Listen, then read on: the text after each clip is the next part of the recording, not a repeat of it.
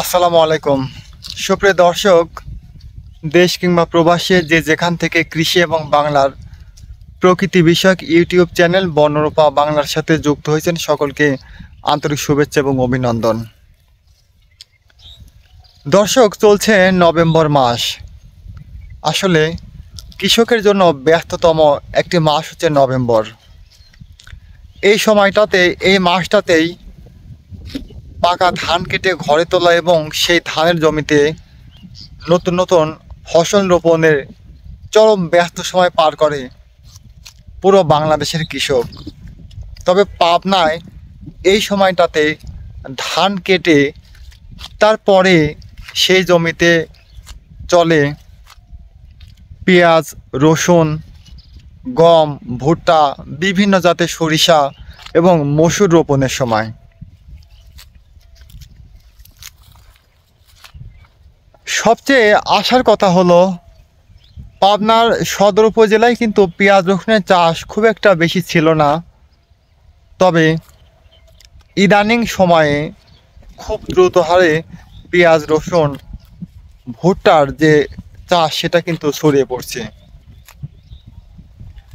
পেঁয়াজ রসুন রোপণের একটা নতুন দিক উন্মোচন হয়েছে।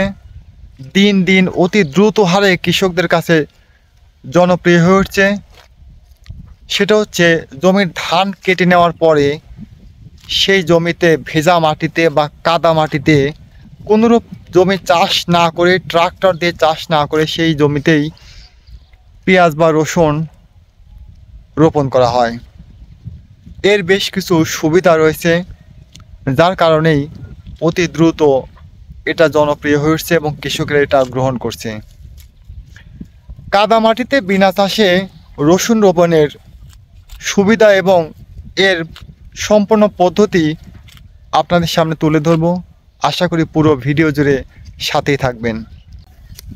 কাদা মাটিতে রসুন রোপণের জন্য সবচেয়ে প্রথমে লক্ষ্য রাখতে হবে সেই জমির মাটি কতটুকু নরম।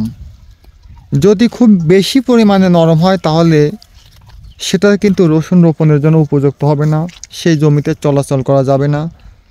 আর যদি একদম শুকনো হয় তাহলে রসুন রোপণ করা যাবে না।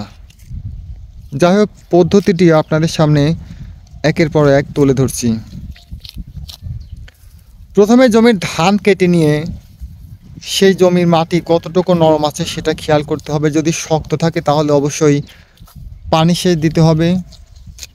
আর যদি মোটামুটি রসুন রোপণের জন্য উপযুক্ত থাকে, নরম থাকে, তাহলে কিন্তু পানি সেচ দিতে হবে না।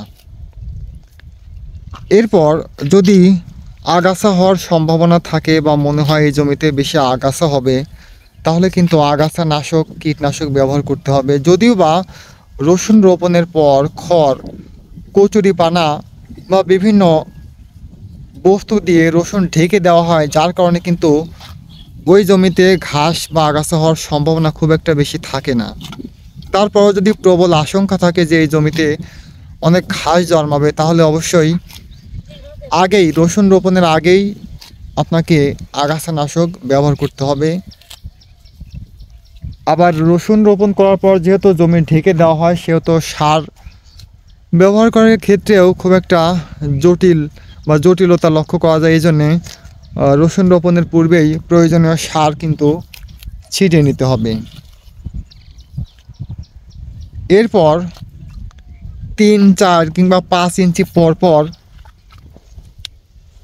খুব ভালো বা বড় বড় দানা বিশিষ্ট যে রসুন সেটা রোপণ করতে হবে। এবং রসুন রোপণ শেষে খড়, কচুরিপানা বা এ জাতীয় কোনো কিছু দিয়ে রসুন ঢেকে দিতে হবে। এর বেশ কিছু সুবিধা রয়েছে। যদি আপনাদের বলি, চাষ করে রসুন রোপণ করতে গেলে জমির আর্দ্রতা খেয়াল করতে হয় এবং যদি ভেজা থাকে সেটা শুকানোর জন্য কয়েকদিন অতিবাহিত করতে হয়। আর যদি কাদা মাটিতে রসুন রোপণ করতে চান তাহলে ধান কেটে আপনি সেই জমিতে কিন্তু সময় নষ্ট না করে রসুন রোপণ করতে পারেন। এতে জমি চাষ করতে হয় না, মই দিতে হয় না, জমি শুকানোর জন্য সময় নষ্ট করতে হয় না। এবং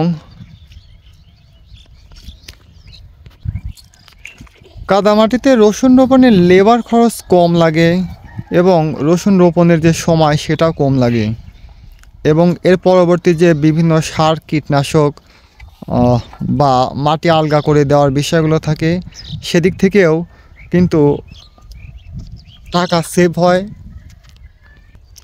সেদিক থেকে লাভবান হওয়া যায় এবং এর ফলন যে খারাপ হয় তা কিন্তু না। গত বছর আমি দেখেছিলাম যে বেশ বড় বড় বা বেশ ভালো